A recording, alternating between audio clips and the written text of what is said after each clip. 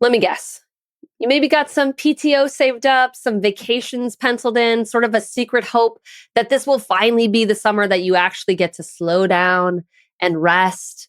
But of course, deep down, you're probably worried, right? Can I really unplug? What if everything falls apart when I'm gone? Is it even worth it if I come back to a mountain of work and stress? This episode is going to be your permission slip to stop waiting around for that unplugged vacation to feel magically easy and comfortable. Because today I am breaking down the 5 most common excuses working moms use to avoid taking time off and avoid taking vacations, and giving you real doable steps to overcome each one. Because summer isn't just a season to survive, to get through, it's a chance to reset. It's a chance to be present, to make memories that you actually want to remember with your kids. So let's talk about how to take a real break without falling behind, without over explaining, and most importantly, without any guilt. Are you ready? Let's get to it. Hello, working moms. I can't even believe it's June already. The kids are out of school. We are entering into summer rhythms over the next 9 weeks. It is like mind-blowing to me. Today on the podcast, I want to talk about taking time off this summer. And we can expand this, of course, to not just the summer, but just taking time off for yourself, taking PTO, taking times of rest in the evenings, on the weekends. We could talk about what it takes generally to get past all of the excuses that I so often hear from working moms and actually take the deserved vacation and time off that you deserve, to not stack up your PTO that you haven't used for whoever knows how long until you've maxed it out, right? We're going to talk about what it takes to actually take time off this summer and go over the top 5 excuses that I often hear from working moms about what's getting in the way of you being able to do that, and then kind of how to push through each of those excuses. And this topic comes because not only because summer is here and it's approaching, or it's, very fast approaching, like we're literally starting it right now, but it also comes kind of under this umbrella of the ambitious and balanced process. So the process that I teach my clients is to really focus on 4 key priorities that create a foundation of work-life balance. The number one being actually having some off work time, meaning that you actually have times of your life, times of your day, times of your week, times of your year where you are not working and you are not thinking about work, right? You are literally off. If we're going to have work-life balance, that means you actually have to have a life outside of work, which means there is time that you are not working. But of course, the problem is women don't do this. We don't prioritize this. They live in a constant state of working, of producing, of checking something off, and rest is very difficult for a lot of ambitious women. And so as we talk about this topic about taking a vacation this summer, taking time off for yourself this summer, we're really talking about an essential rhythm that you need to have in your life if you're going to experience any type of sustainable work-life balance, right? And of course, the summer is one of the most natural times to take time off, right? Your kids, if you have school-age kids, they're on summer break. Or even if you don't have school-age kids, a lot of preschools and childcare, they kind of go on some sort of summer rhythm that's a bit different. The nights are longer, the air is warmer. It's a time that you want to be outside. Summer is a key memory-making season for our kids. And for us as working moms, we want to be present for it, right? We want to participate in it. We want to create it for our kids. And a lot of kids don't have summer activities, or they have very light summer activities. Like there's not a whole lot of sports or school commitments and so forth. And so summer really offers the best opportunity for you to take time off and vacation and be with your family, which is another one of the 4 priorities. Like dedicated family time is really essential in order for you to create work-life balance, as a working mom. Now, I know for some of you, you might actually have some vacations planned. I love that. The issue might not be that you don't plan vacations or take times off. It's that you don't allow yourself to rest or be off work and like really truly shut down your brain during your vacation or off time, right? So no matter which camp you're in, whether you are somebody that needs to plan more off work time, more vacation time this summer, or maybe you actually do that, but you need to get better at actually like shutting down work and resting during that time. Either way, this episode is going to be for you. All right. So there are so many reasons that I hear from women around why they don't take time off, why they don't take vacations. And we're going to talk through the top 5 excuses right now. And I'm sort of going to debunk them for you, but also give you some practical strategies on how to think about it for you to get over that excuse and actually plan some time off and some vacations this summer. Okay. The first excuse I so often hear from working moms is somewhat ironic because they tell me I don't have time to take time off, right? As if having time to take time off is what is actually going to allow you, as if it's the magic that allows you to take time off. Because I assume, and I know this from my own experience in my own life and my clients, that if you have time in your schedule to take time off, you're likely not going to do that. You're going to likely fill it with something else that's productive, right? There is no perfect time to take time off. There's no perfect season, right? It's not the most natural thing for you to do. A coach of mine many years ago told me that if you are desperate for a vacation week, you likely need 2, right? Because one isn't going to be enough. One isn't going to cover it. I had a client in the last Ambitious and Balanced cohort that was desperate for some me time, right? That's one of the other 4 priorities.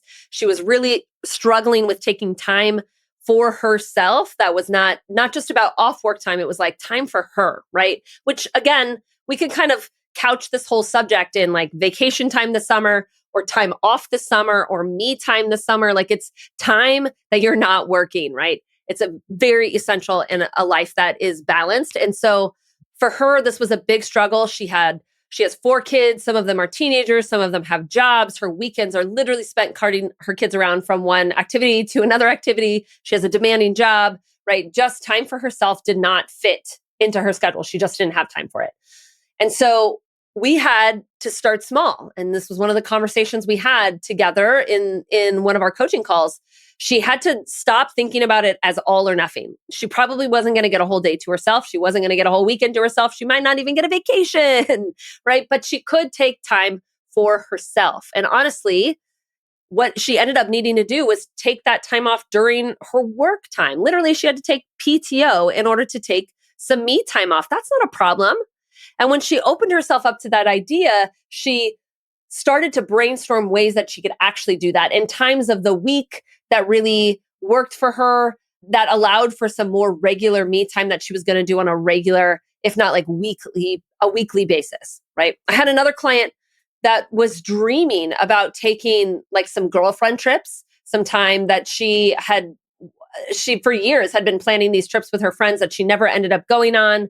I think her friends even went on these trips without her. She just never joined because she just felt like she didn't have time to go on these trips, right? And so together we really started to dig in to why it was important to her that she actually took this time off. Why did she want the girlfriend trips? What was motivating to her about taking them? Why was it important to figure out how to add them into her life? What was the benefit behind it, right? We started to strategically think about why this was valuable to her in her life. And when we did that, all of a sudden figuring out how to take that time off got infinitely easier to her, right? At the end of our time together, she had ended up taking a girlfriend's trip, or I think it was planned. It was in the calendar and like paid for. She had ended up like planning a week-long trip with her sons, something that she had desperately wanted to do, that she was super excited to take them on. And she was involved in like pottery classes and some more other activities that were really rejuvenating to her. She was taking so much more time off just for herself, both for vacations and for herself. Like it was wild how different it was. And it wasn't convenient. This wasn't convenient to her. It wasn't convenient to my other client who was taking time off during her workday, right? There was no perfect time to do it. There was no perfect solution. In both of these examples, it was uncomfortable for my client to take that time off. It was uncomfortable to ask for the time off. It was uncomfortable to figure out what meetings had to be rearranged so my client could just take like two hours off during the work week for herself. Like it was inconvenient. And so if you're struggling with this excuse, feeling like there's no time, likely the reason why you continue to live in that excuse is that the reasons you want to take vacation, the reason why you want to take some me time and some rest time, you haven't spent the time to really get on board with that idea. You don't know how it's going to benefit you. You haven't spent time thinking about the value behind that vacation time, behind that me time.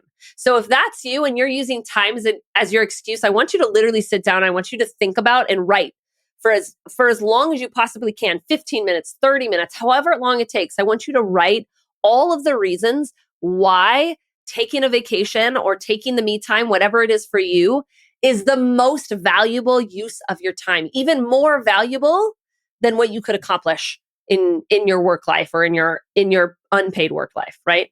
I want you to get your brain on board with how valuable a vacation truly is to you. Find all of the reasons why. When you do that, I promise it's going to get infinitely easier for you to figure out how to actually make it happen, because it's not going to magically fit into your life, into your work life, into your daily life, into your summer rhythms. It's not going to be natural. You're going to have to decide.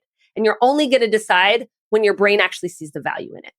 So let's talk about the second excuse. It's this. It's just easier for me to keep working. Has anybody ever said that? Like, I don't have to delegate it. Delegating is difficult. I don't want to explain myself. It's just going to create a bunch more work for me if I do that.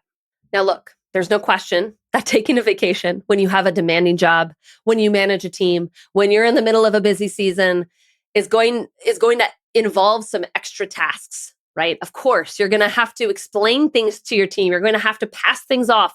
You're going to have to bring them up to speed. They simply will not get everything done. And so there will be things that have to get done when you get back, right? Some of that you can solve for. And some of that is just simply the reality of taking breaks in your work life. But my hunch is learning how to delegate and strategically say no is a skill.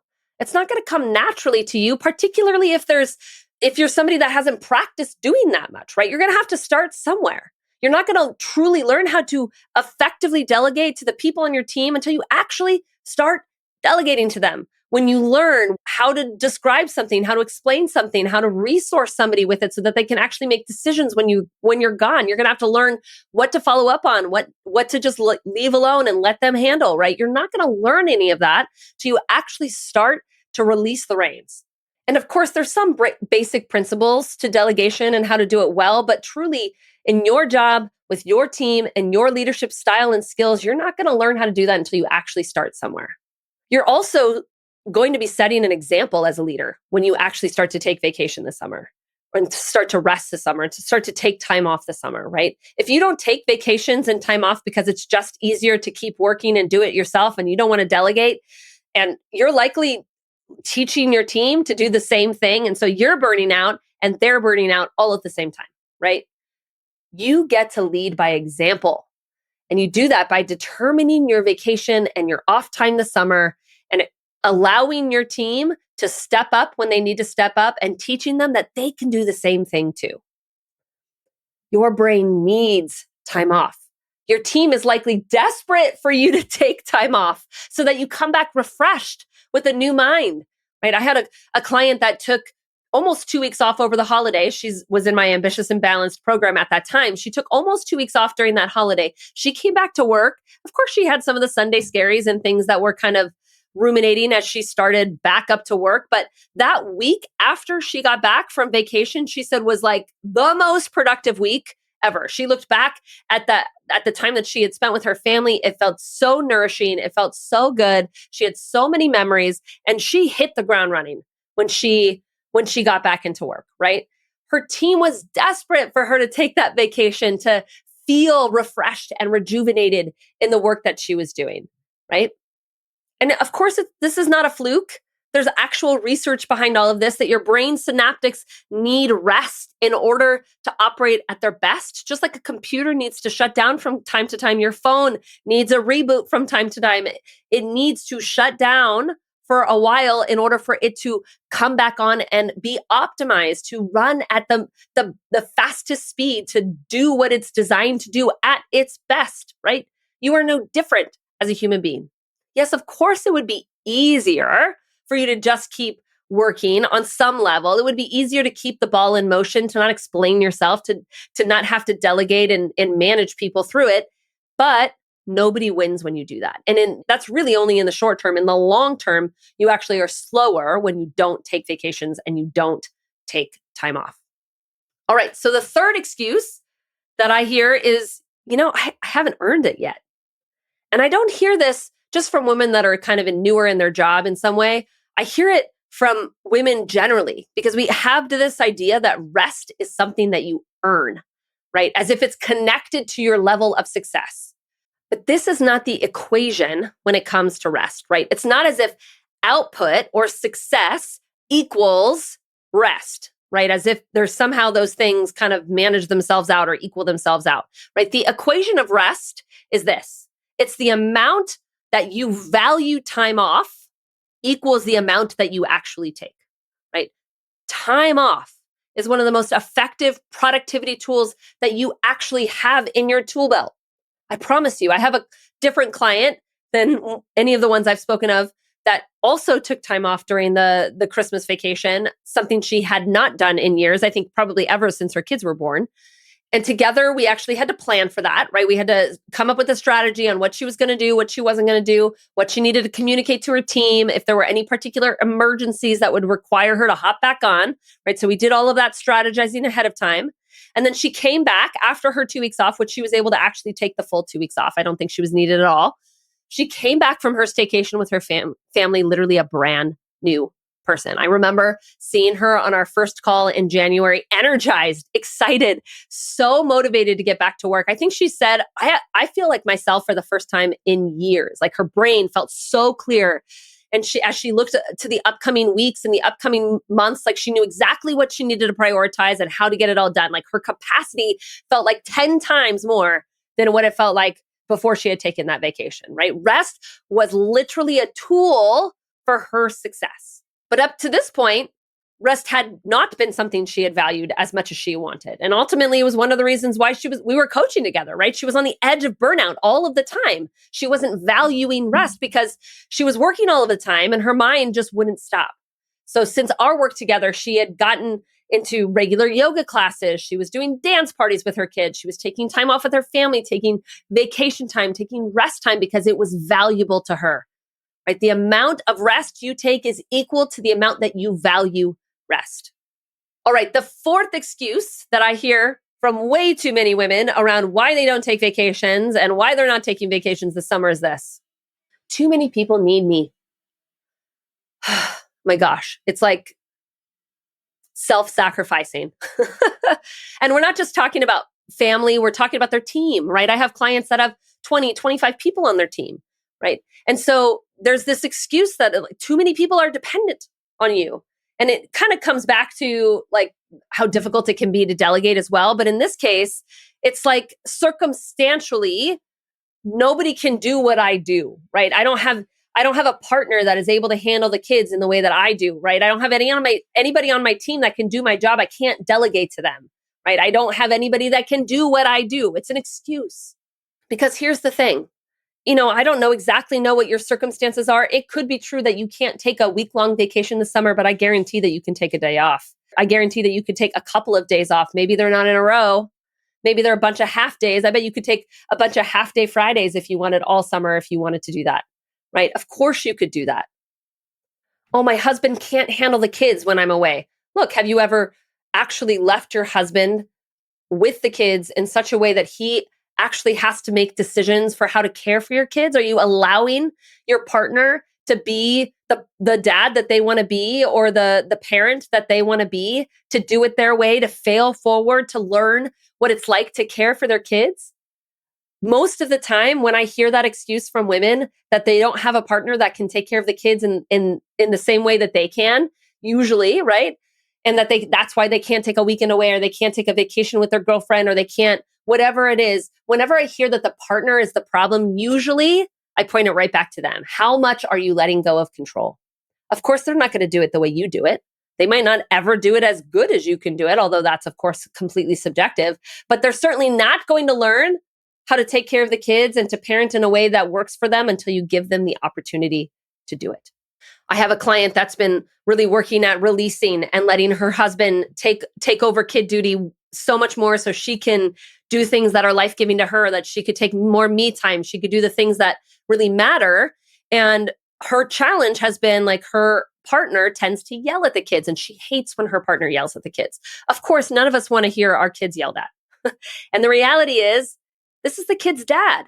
And of course, they're working on what it would take for him to stay more calm and to not kind of get to that place of yelling, he's not going to learn how to take care of the kids, and the kids are not going to learn how to respond to him until she releases, until she learns how to let go of control and let him parent in the way that he wants to parent. And when she's been able to do that and truly release the reins and let him do what he needs to do and figure it out on his own, when she's been able to do that, she's been able to find the bit of me time, find the rest, find the off work time that she truly needs. If you are a caretaker of your folks, or you're a single mom, or you manage a team of 25, right? And you literally feel like somebody needs you all of the time, and that's the excuse for why you can't take a vacation this summer, why you can't take time off. Here's what I want you to do. I want you to start with believing it's possible. Okay. That's the first step. Believe it's possible. Believe that it's possible for you to take a half day off several times this summer, or believe that you could take a weekend off, whatever you want to do, right? Believe that it's possible. Start there.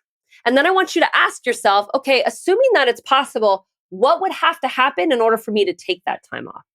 Okay, and make a list, literally write down a list. What would have to happen? And then I want you to look at that list and I want you to think, now, what is it going to take for me to actually do these things that I know are required in order for me to take the time off, right? That's going to show you, it's literally going to almost give you a step-by-step on what needs to happen in order for your vacation, your rest time to happen this summer, right? The goal is to show your brain the possibility, right? And when you can see that it's possible for you to take time off, even if it's inconvenient, even if it's hard, even if it would be uncomfortable, then all of a sudden your brain can see that you're actually just making a choice. It's not that you can't, it's that you're choosing not to. And when you are recognizing that you're choosing not to, you can always make a different choice to actually do it, no matter how difficult it is. The last excuse that I hear from working moms about taking their vacation and their rest time is this: I'll take it when the project's over, right? Or after the season is complete, or after this particular deadline, right? Assuming as if rest is on the other side of a busy season. Now, I don't know about you, but when it comes to like a big project or something that I've been working towards, a deadline, something like that, my brain always thinks, oh my gosh, I just got to get through this next thing. And then I'm going to be able to rest and things will slow down. I don't know about you, but when that project is done, when that deadline has been hit, for me, whether that's like a big workshop I've been working towards, or forming the next cohort of Ambitious and Balanced, whatever it is, these big things in my business, my brain always thinks, oh, once I get to the other side of that, things are going to slow down. I don't know about you, but rest is not the most natural thing I do on the other side of the project, right? I don't end the project and celebrate and be like, woohoo, look at me, I did it. Time to rest. I go, oh, thank goodness that's done. Move on to the next thing. For us as ambitious women, we don't get to the end of a busy season or a big project and actually take the time off that we deserve, right? Resting, taking a break, it's not our natural state for us as ambitious women. And as long as we can continue to believe rest and vacation time are something that we sort of earn, that's something that happens after we've completed something or achieved something, then we're never going to do it, right? Vacations and rest are not something that we wait on. They're not a reward. They're a part of our human design. They're literally a part of what will allow for us to operate at our optimal level consistently, right? All right, so let's recap for a moment. Rest is never going to magically fit into your calendar. It's going to have to be a decision you make to take it. It's also going to help you practice the skill sets that are likely required for you to create a life of sustainable work-life balance. Things like delegating, things like better planning, saying no. And your ability to rest is connected to how much you value rest. And no matter what type of caretaking or leadership obligations that you have, there's always an opportunity to take time off, even if it's in incremental ways. And lastly, rest is not something that naturally is going to happen after the end of a busy season or a big project or a deadline. It's something that you have to choose. You literally have to choose to take a vacation this summer. You have to choose to rest, to take time for yourself. I want your summer to be filled with memories, not of you working behind a computer, but memories of you outside, enjoying your family, enjoying family experiences, things you've never done before, memories, big and small, everyday memories vacation-like memories, right? I guarantee you are not going to get to the end of your summer, look back and remember and feel joy about all the time you spent behind a computer screen, right? You're going to look back and the things that really come to mind are going to be the memory-making moments that you had with your family. Again, the everyday ones and the big ones. I want laughter. I want joy. I want smiles. I want long walks. I want you looking at a sunset. I want you sipping a drink at the beach or in front of a body of water, right? I want you to have memories this summer. But my friends, taking time off this summer, planning a vacation, infusing your summer with rest and non-work time, this is not going to be your natural state. It's going to have to be something that you choose, and it's going to happen when you see the value of doing it. Working moms, let's make this summer the best summer you've ever had as a working mom. The last thing I want to offer to you, if you have not heard, is that the next cohort for Ambitious and Balanced has been announced. We are starting September 17th. I am so excited. And we meet from September 17th all the way to December 17th, just before Christmas starts. So those 3 months. And this is actually the first time where I'm not going to kick this off with a work-life design retreat, because I have found that to be a challenge for a lot of women to take that time off. And so instead, we're going to do it asynchronously. So 1 month before the cohort starts, you're going to have access to a series of videos where I'm going to teach you exactly what you need to know. We're going to talk about the foundation of work-life balance. We're going to talk about the 4 priorities. I'm literally going to walk you through the process, but you can do that at your own pace, at your own time, leading up all the way to our launch on September 17th. So if it has been challenging for you to find that time to take off, to be on this retreat, to do the work-life design retreat or clarity week, if that has been your challenge, it's been one of the reasons why you haven't signed up, then this is the cohort to join. It's still only going to be 10 women, but I want you to be in it. There is no better time than right now. There's no excuse anymore to say you don't have the time and you can't make the time. Of course, this is never going to fit conveniently into your life, just like a summer vacation is not going to fit conveniently into your life. But when you find the value in this, when you decide that what you're creating as you learn how to create work-life balance sustainably, what you get from that is valuable and the most valuable thing that you can work on, that's when you're going to do it. I have a spot for you. I would love to connect with you about joining the next cohort. I also have a very special bonus to those that join early, some one-on-one coaching time with me. So now is the perfect time to join. I'm going to drop a link in the show notes on how to book that call to learn more about the program and to get yourself into it. I cannot wait. It's going to be so exciting. Working moms, this is going to be the best summer yet. I know you can do it. Until next week, let's get to it. If you wake up most days spinning with 100 different priorities vying for your attention, then the daily kickstart is exactly what you need. It's a simple 6-step process that helps you get your thoughts out of your head, reset your mindset, and refocus on what actually matters. It's designed to help shift you out of overwhelm and into calm, confident action before the chaos hits. This daily practice is the same tool I offer to all my clients, and it's going to show you exactly how to lead your day instead of react to it. It takes just 10 minutes a day, and the impact will ripple through everything: your mood, your energy, your presence with your kids, and how you lead at work. My clients indicate time and time again that this tool was the one that made the biggest difference for them, and I'm offering it to you totally free. You can download it by going to www.ambitiousandbalanced.com/daily-kickstart. And of course, I'll have that for you in the show notes as well. All right, working moms, let's get to it.